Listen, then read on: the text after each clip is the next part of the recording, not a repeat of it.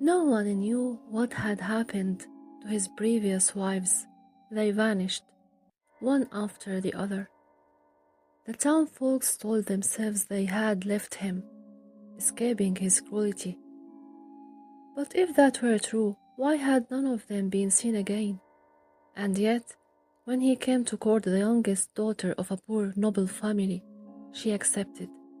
She told herself he was misunderstood. The money would save her family.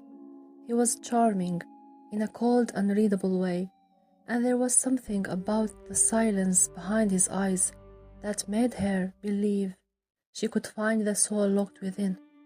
After the wedding, he took her to his castle, where the halls were suffocating with velvet and stone.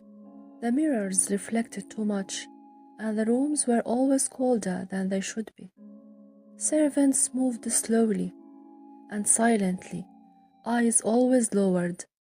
At night, she would hear soft dragging sounds in the hall, too slow for footsteps.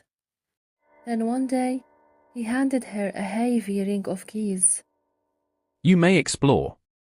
Every room is yours, except the one at the end of the hall in the west wing. Do not enter it. Ever. She nodded and smiled, and when he left on business the next morning, she walked the halls alone with the keys in her hand. For a while, she resisted, but the locked door called to her. The key to it was smaller than the rest, tarnished and cold. Her hand trembled as she pressed it into the lock. It clicked. The door creaked inward, protesting like it hadn't been opened in years. Inside, darkness. She stepped in and found them. His wives, lifeless, pale, and preserved like grotesque dolls. The key dropped from her hand into the blood at her feet. She slammed the door and scrubbed the key, but it was no use.